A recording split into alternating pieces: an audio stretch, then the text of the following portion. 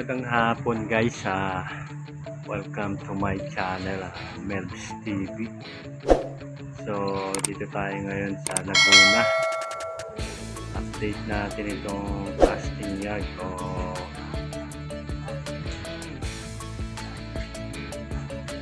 precast yard ng Hyundai. So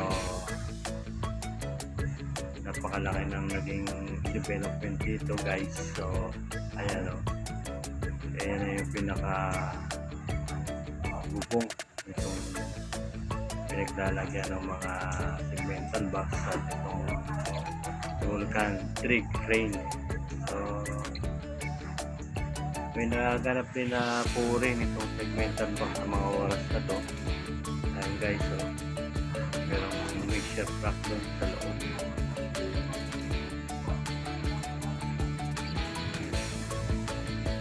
Wala nung nagsimula tayong mag-upload dito guys, so napakalaki ng naging development.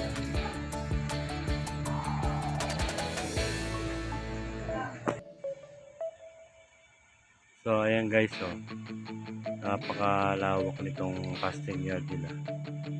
Hanggang doon pa yan sa dulo na yan guys, so dami pang mga equipment yan, yung mga mobile crane, forklift, bako, saka yan yung portion na yan, may watawat na yan, yan yung gagawa dyan sa may pinaka warehouse na yan.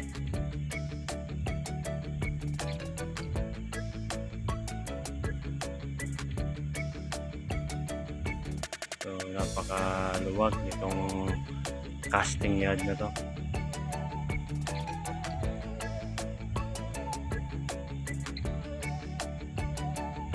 Yan, may operation itong double gantry, oh. May nililifting siya, oh, na I-beam.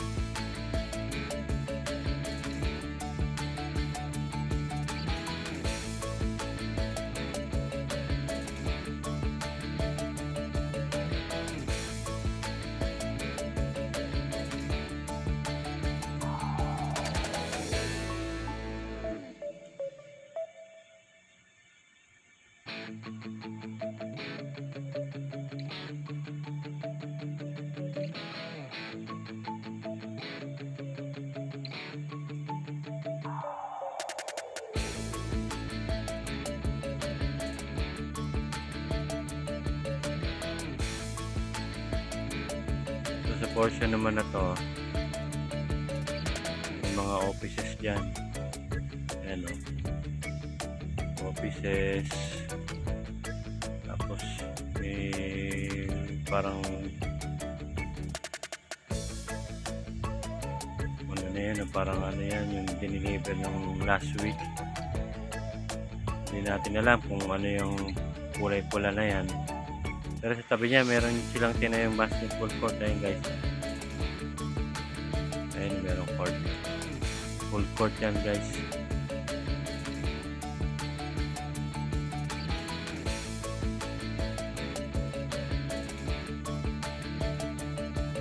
So, yung kabilang portion naman, yun yung mga operation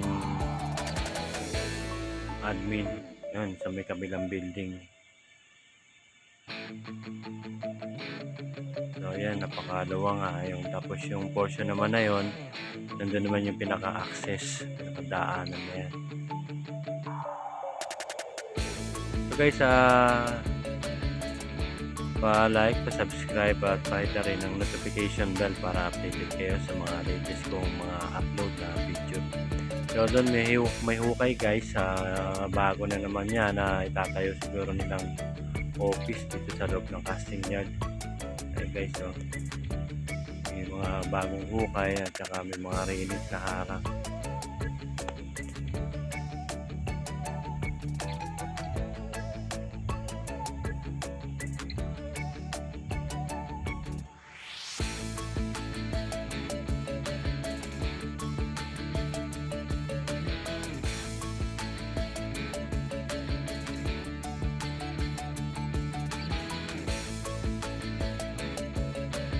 Ito naman sa likod na yan, ang pinaka warehouse na yan, nandyan din yung pinaka-batching plant nila. Yung batching plant ng Hyundai joint venture. Nandiyan yung batching plant nila sa likod. So tuloy-tuloy dito guys sa mga activity rito sa mga segmental box.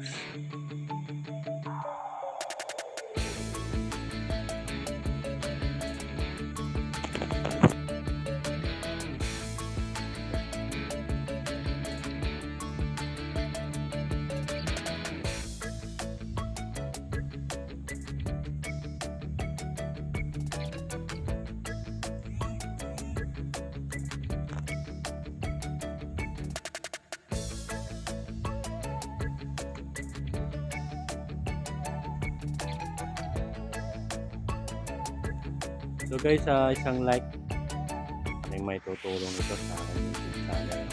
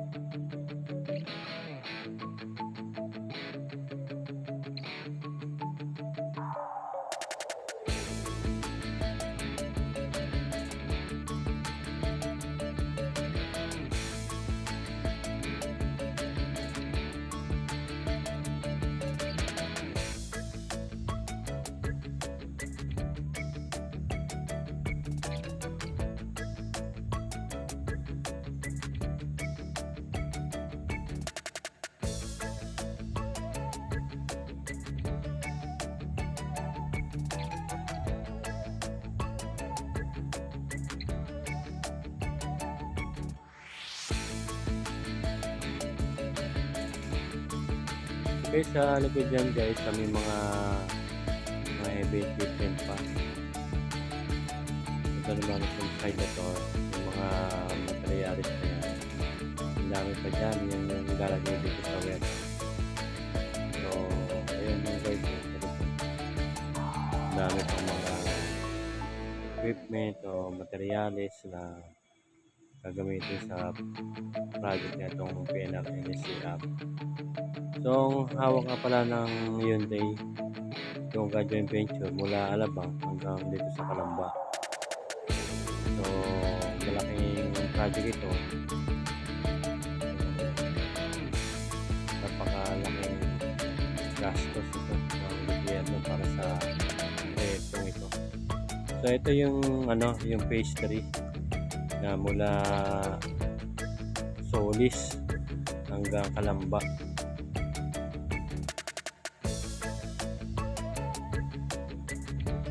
So magiging depo ng tren ay dito sa Calamba, Laguna.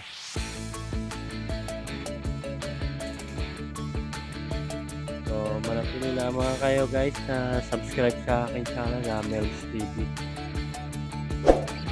Click lang po ninyo yung subscribe. May tutulong ito sa aking channel.